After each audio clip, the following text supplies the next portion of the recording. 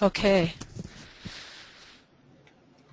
Great. Well, welcome again, Sure. everyone. This is Ron Hudson, part of the True Influence team, and thank you for your patience during these technical issues that we were resolving. And we're going to get started. Again, I'd like to thank you for joining us for this exclusive B2B Marketing Thought Leader webinar.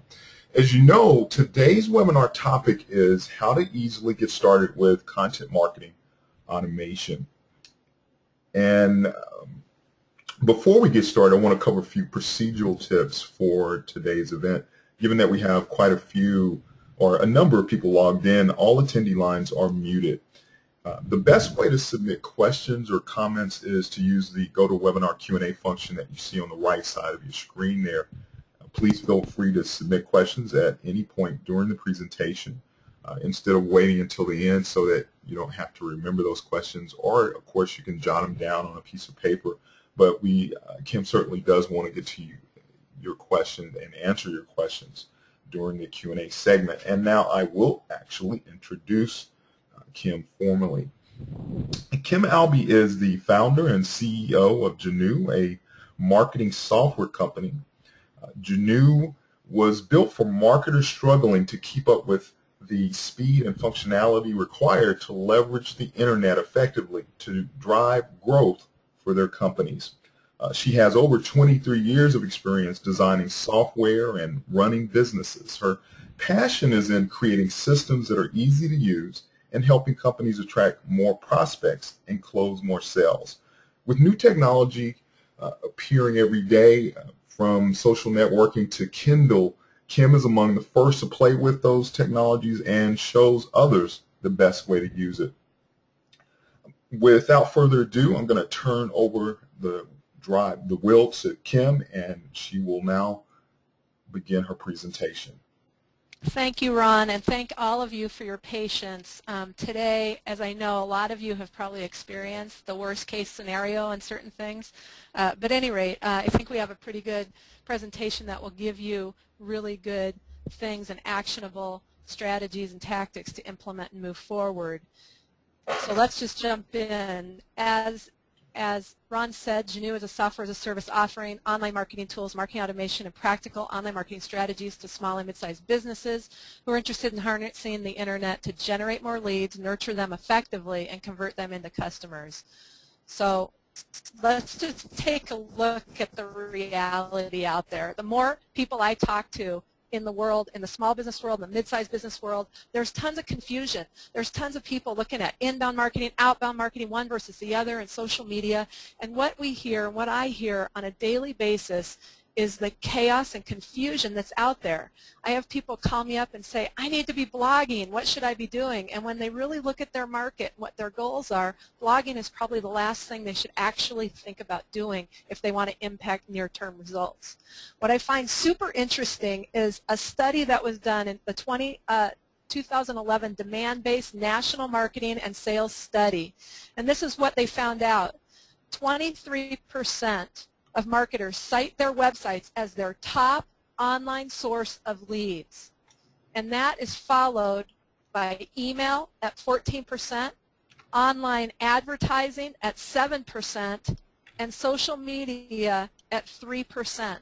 Now, if you just look at the reality of what is producing results, and we're talking about most people I talk to, most small and mid-sized business marketers are interested in producing not long-term results, although I know you're interested in producing long-term results, but you don't want to sacrifice near-term or short-term results for those long-term results. So how do you harness all of this and bring it together so that you can produce results now and set a great foundation for continuing to produce better and better results moving into the future? And that's what we're going to talk about today. So let's look at today's agenda. I call it results-driven marketing, quite frankly, because what we're going to do, it's about putting together a strategy that works for your company in your industry. It's not a cookie-cutter sort of approach. So the first thing we're going to look at is identifying your goals. Then we're going to look at practical ways that you can research your target market easily and put together content ideas that are going to engage that market. Then we're going to look at the elements of a campaign and pulling it all together. What do you need to actually have and implement? Then for the leads that you generate and the people who do engage, how do you follow up effectively and keep them engaged over time? And then finally, we're going to look at driving traffic to that content, to that campaign, to that effort. So what we're looking at here is sort of a blended, taking all that confusion and blending it together into something that really can work going forward for you. So let's look at, pick a goal. Think about your goals. What are they? A lot of times I talk to people and they cannot articulate this. I mean, I posted a topic just as an experiment out in a small business forum group on LinkedIn. And I asked people, if your website could do anything in the world for you, what's the one thing you wish it could do? And I will tell you that I got like no response.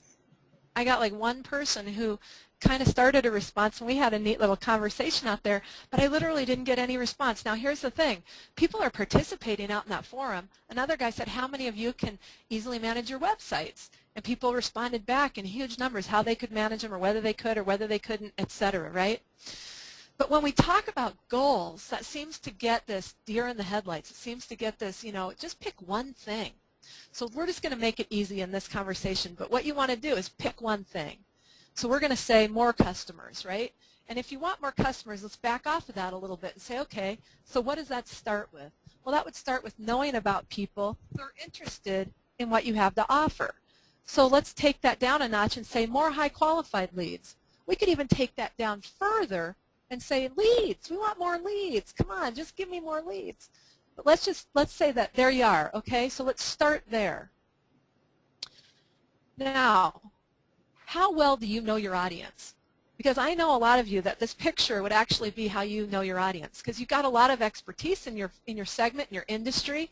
You know why you're in business. You know what tools and products and services you provide. And so you think that you are intuitively linked with your target market. And the problem is you're not. You speak in buzzwords, you speak in acronyms, you speak in shorthand, but do you really know what your target audience is saying? When they talk about their desperate problems, can you articulate what those problems are in their words? So what I'm going to do, and you probably want to take some notes, is give you a structure for how can you do this research that will give you, in their words, in their language, a way to build out and to understand what kind of content is going to engage them and how can you talk to them so that you are in their head. Because you want focused research that gets in their head, right? Because when you search for something or you're looking for a solution, those things that match what you've got going on in your head are the ones you click through to and you read and you engage with. And those that aren't, you skip over. So how do you do that? So your first task here is to identify your hyper-responsive customers, okay? And you have to discover their desires, their interests, their core needs. And you're going to discover that information by conducting in-depth research on your target market, okay? So your goal here, your goal is to learn what kind of language they use, what makes them tick, and most importantly, what keeps them up at night worrying. It's absolutely essential to understand every aspect of your target because they are who you're going to be having a conversation with on your website, in your emails, in every way that you do it, on social media. How are you going to engage if you can't get to this, right? So you're going to have to be able to address their needs and concerns and speak from their point of view about issues they're dealing with. This is the big change that online marketing has brought to the whole marketing and advertising world, is you've now got to relate in their language to them. It's not about you, it's about them. It's about helping them solve problems and needs, problems and things that they need. So it's important to remember that people buy to save time, make money, feel better about themselves, save or not lose money, and to save hassles of doing things they don't like to do. So here's the 5 things that you've got to look for when you're doing research. And then we're going to talk about how you do that research in really easy steps. So you're probably going to write this down. The first thing is desperate problem. You got to start with your target market. What is their big problem? Now you might get to 3 or 4. That's fine. But you want to know what is the problem, okay, in their mind. Unique promise. You want to make a promise to solve that problem, and it's got to be a unique promise that they've never heard before, okay? Third thing, overwhelming proof. You've got to provide proof for the promise. They have to know that they can trust you, that you're credible, that you're somebody in the know. Fourth thing, you got to have an irresistible offer. That means make an offer that they have to take. An offer so good they feel like they're really missing out if they don't take it. Now you'll know this stuff is going to jump right out at you when you do your research because it's right there. And all it is engaging with them. And now here's the thing that most marketers and most small business marketers and mid-sized totally miss. A reason to act now. Give them a reason to act now. Always. You're interested in what's that buying language, what's that stuff that's going to have them take action right now, whether that's click a link, make a purchase, share on Facebook. You always want to have some call to action present for them to do, take something, okay? So here are simple steps to do your research. So we're going to focus this around keywords. So the first thing to do is to understand, if you already know the keywords that are important to you, what are they? What are the top 4 or 5 keywords that are those bullseye where it's like hitting the mark? What are those? So you want to use those, and you're going to use those to do your research. So the first way to do this is you're going to gather social media chatter. So go to search.twitter.com and do a search for each one of your key phrases. You want to look at and examine what are people saying. What type of language are they using? What are their concerns? What benefits are discussed? Take actual clips out of that. Cut it and create a document called your marketing research document and put them right in there so you can look at that, right? Look through that stuff. Cull through it. Then go to blogsearch.google.com and isolate and examine blogs on your keywords, on your bullseye, phrase, keyword phrases. Ask the same questions. What are people saying? What type of language are they using? What are their concerns? What benefits are discussed, right? Then here's another one. Go to video.google.com. Do the same thing, okay? Keep all of that. Take the actual language. Make note of it. Make a list.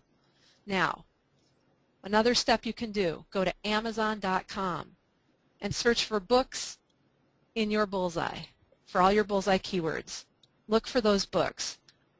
And look for the ones with lots of reviews that relate to your key phrases that are important. And go to the review section on those books. Now, read the reviews that people said were most helpful. And look at the language. What were they helped with? It will help you with problem identification. It will help you with language. This is buying language. These are people who put up a review. Go to the ones that were least helpful and find out why not. What were their complaints? How did they phrase them? Okay, now you've got a place to start. You could continue and do competitive analysis and things like that, but I wanted to give you some simple steps that you could do to really get started moving through getting in your target audience's head and developing content ideas that are going to hit for that, okay? So let's look at the elements of a campaign. You're going to have some sort of an offer, whether that's a white paper or an ebook or whatever. You're going to have some sort of thing that you're going to offer them. So it could be the 9 keys to, blah, blah, blah, or the ways to, I had one that was the 9 mistakes that will kill your marketing results. And then we've had others. So you can, and you can see what these are. You'll develop these ideas from doing the research. So you're going to have some sort of an offer. You want the people to raise their hands and come in. That's the traffic driving strategies, right? And they're going to come into landing pages, 1 or more. You've got to have landing pages for your campaigns, things that will give you distinct ability to measure aspects of your campaign, either because that's the traffic you drove to it, so you know, is that a good traffic channel for you or not? But you want to be able to have distinct landing pages. You can start with short form copy and try and test with long form copy, but you want to be able to have these landing pages that also have a lead capture form so you can gate access to who takes you up on that offer. Now, the lead capture form should store leads into a comprehensive lead database. Now, marketing automation applications such as ours and others all do this. So many times I talk with companies that either A, are taking the leads they get from their website and sending them right to an inbox, which is the worst thing you could do, only from the standpoint that they're lost after that point. You've spent all this money and all this good effort, and then there's nothing you can do because they're in an inbox. So anything you do takes more action. And what do I know about marketers and busy people is that that's going to drop through if there's more action you got to take manually to get them somewhere that's useful, right? Mm-hmm. So you want to be able to drop them directly into your lead database. The second issue that I see with a lot of companies is they'll take those leads and they'll put those leads directly into their CRM. And CRM's the problem with that is that they're notoriously bad for lead management. It's like lead management for CRMs is an afterthought because they're interested in actual opportunities and working contacts in your sales funnel, which is how they were built, right? So then they added this ability, a lot of them, Salesforce.com included, adds an ability that you can just put leads into a lead bucket. Well, the problem is that if a lead downloads one thing, they go in to your lead area of your CRM. They download another thing, they go in again as another lead, like they're distinct from the first one. Even if they use the same email address, now you've got duplicates. And you've got no comprehensive tracking that tells you the profile of that lead. So you've got no intelligence to draw on and to utilize. So you're just kind of hog-tying yourself. What you want is a good lead database where they fill that lead capture form out, and you could still store them in here and forward to an inbox. That's completely reasonable and possible, right? So you can take immediate action if you need to. But you want to be able to automatically then send an email with a download link to that offer, to that white paper, to that thing they want. Why? Because now you've validated and verified their email address. It's a good one, right? Or else they don't get the asset. They don't get the offer. So second thing is you want to automatically trigger them into a follow-up sequence, into a nurturing campaign that will allow you to stay in touch and personally follow up with and build a relationship with that lead because they don't want to talk to you. All too often I see companies that take leads that come in and they put them into a telemarketing queue and they call them right away. Well, guess what? What do you do when you go into a store and the salesperson comes up and they say, "May I help you?" What's your first and automatic response? I'm just looking. That's right. That's right. I'm just looking. No thanks. Get to you later, right? So nobody wants to talk to anybody. They're doing research. They're looking. You can build relationships with email so much better than any other strategy, okay? Now, the next thing is that you want to track and score everything that your leads do in response to your marketing. What do they do? Where do they go? What else do they look at? You want to score that stuff. Why? So you can separate out the 20% of leads who are actually interested from the 80% who never will be. Okay? And that's highly important because it saves you a ton of time, money, effort, resources, etc. Okay. So now let's look at following up effectively. Let's talk about personalized lead nurturing. This is not nurturing that somehow sends them a generic email, every other week. We're talking about personalized. So here's how this works. And I'm amazed that this is something that is so obvious and yet so rarely implemented well. So here's the thing. Somebody downloads an ebook or an asset of yours, an offer of yours. What does that tell you about them? It tells you that they're interested in something. Mm-hmm. If you're listening, you can follow up distinctly about that. So here's how it works. They download that offer. So say you had a content piece and you covered 5 points in that content, right? So the first email welcomes them and thanks them for their interest and tells them how to engage with the thing they just downloaded because you've already emailed them the email to let them download that. Then you have a series of emails that recover each point that you just made in your white paper or your ebook. Now look, guess what? You've already done the content development. Cast it a little bit differently. Take it and write some blog posts about it or some articles that can fit that way, that you can point to for these emails so that you can take an aspect of that white paper or that content piece and develop it just a little bit further, right? Give them some other good food for thought, okay? So you do that, then you make them another offer, And then maybe you offer them a free consult, or have them take a survey that is also a checklist based on how they respond. Have them do something another thing that engages. This is just one idea. You can expand this out into lots of different ways to engage. So these will automatically drip out to your leads over a period of time. You can do one a week. You can do more based on the Fibonacci sequence that I cover more specifically. Now I have an email-based deal that you can sign up for to actually learn exactly how you put one of these together, and that's available out at our site under our resources links. We don't have time to get into that here, but it's really detailed. So if you want, you can do that. It's no cost to it.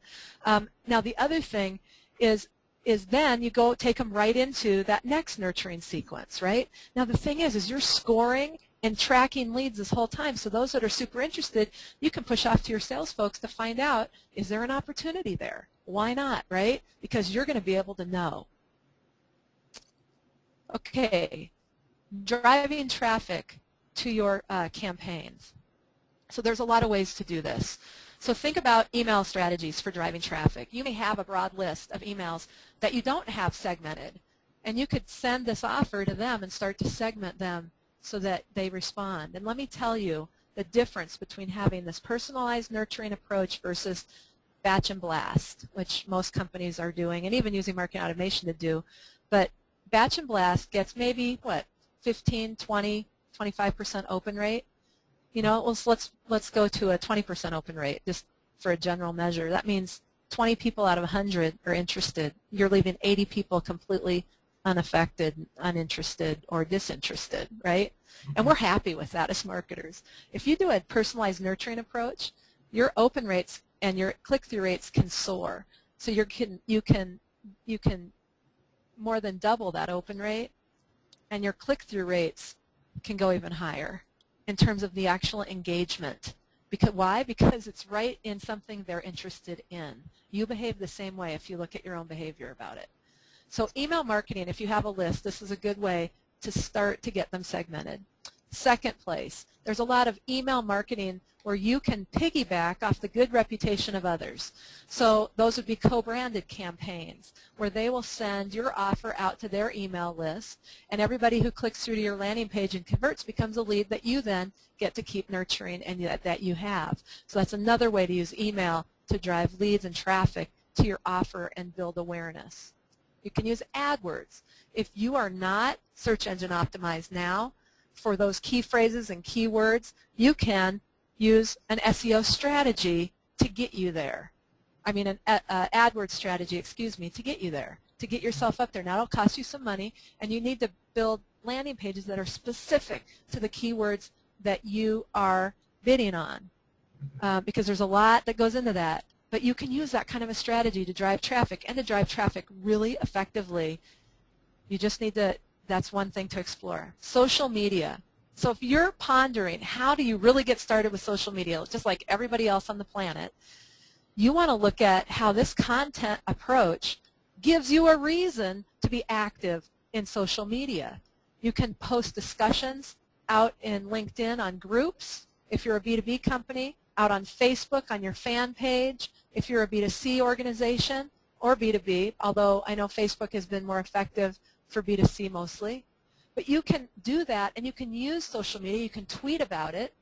But here's the thing. Don't overlook the social sharing or the social search sites or bookmarking sites like Delicious, Reddit, Technorati, Dig, StumbleUpon.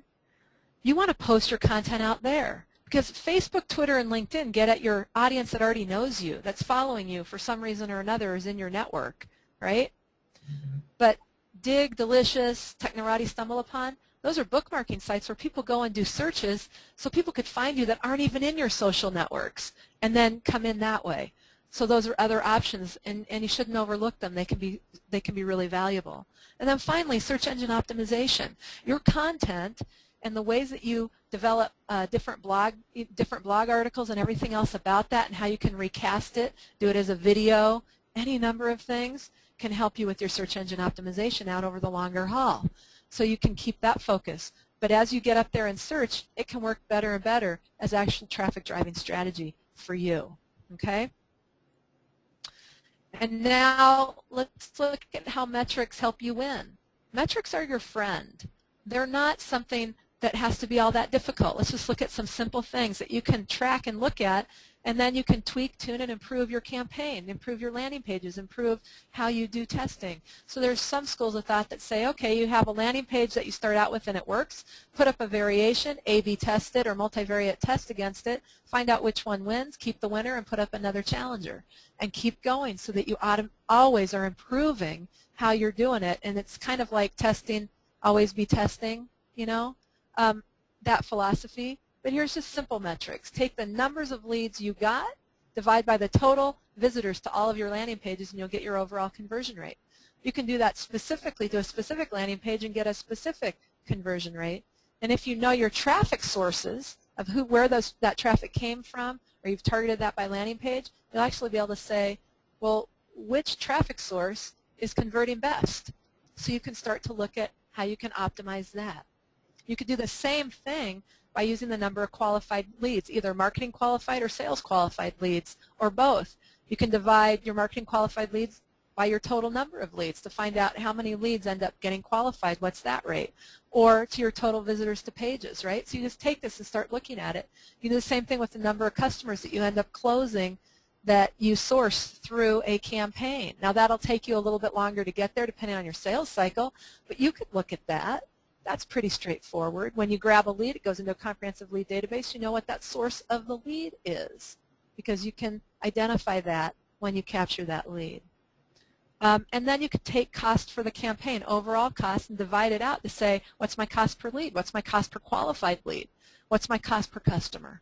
And now you've got some real statistics that can help you tweak, tune, and move forward, but just from some simple variables. Okay, that all are things that are not rocket science to capture.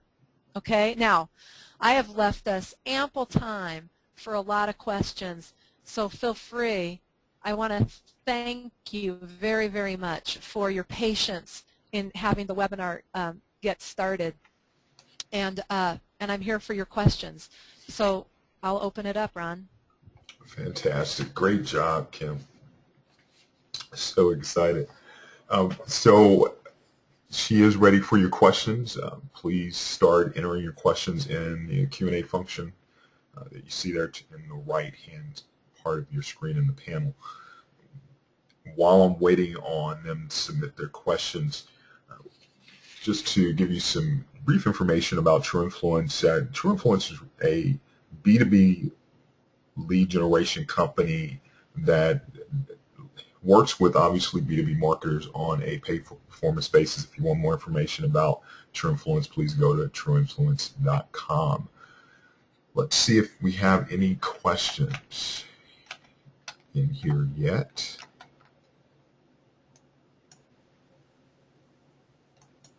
Kim, you probably gave so much detail and that'll just answer the questions without them having to post them. Yeah, I can, there's a couple more things that I can also share, and I will say that if you want to know some really, just the interesting numbers in a nutshell about why following up with your leads is so important, 70% of leads aren't followed up with at all. It means they fall right out of the process.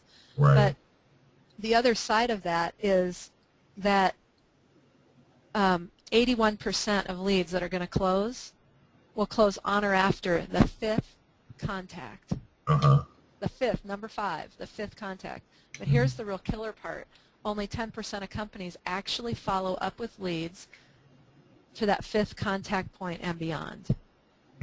So understanding and following up with leads is critical, and having a good follow-up process can be super, super helpful. I totally agree. What would you say are some of the best practices regarding follow-up?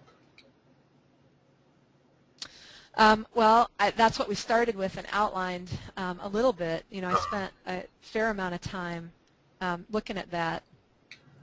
I know one of them is personalized messaging, and then believe you also mentioned really making the messages related to the initial content that they downloaded, or in this case, they people are watching this or participating in this webinar.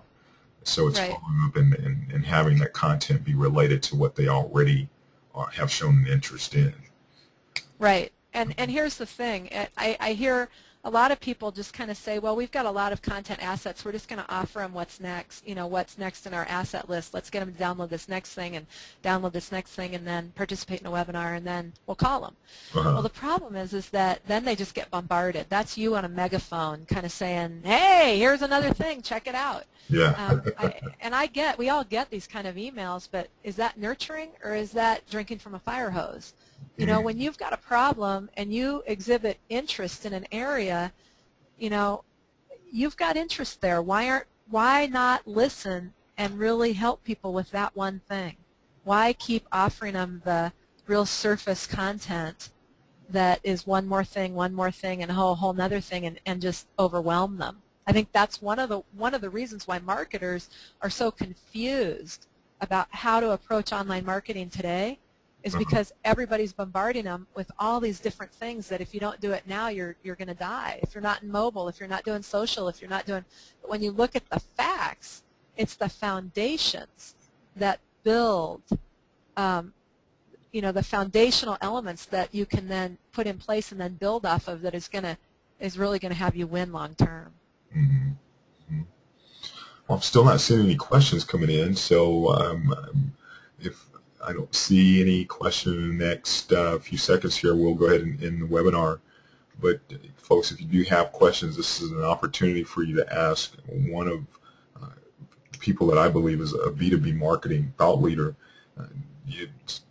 This is a unique opportunity. It doesn't happen every day that you have the chance to ask someone who can answer your questions one-on-one like this. So if you have them, please submit them now. Otherwise, we will be ending the webinar soon. So fantastic job, Kim. And I see that you've posted on the last screen, everyone, please take note of the fact that you can follow Kim on Twitter. And I also see she posted her email address. Now, Kim, you also have a very strong LinkedIn group. And yes. What's the name of the LinkedIn group? It's called the B2B Online Marketing Group. There's a bunch now, but ours is called the B2B with the number B, the number 2. B2B Online Marketing is the name of the group out at LinkedIn. There's about 7,300 members. We started it about 4 years ago. Fantastic. That's a large group. I'm actually a part of that group as well. There's so many people in there. Anyway, so also take time to visit Kim's more resources page that she posted there. Really want to let you know, everyone, that we appreciate your participation in this TrueInfluence event and invite you again to visit trueinfluence.com at any time. You'll also be able to learn about any upcoming events that we have. Again, thanks from all of us at TrueInfluence. We will now conclude the webinar. All right. Thank you very much, Ron. Thank you.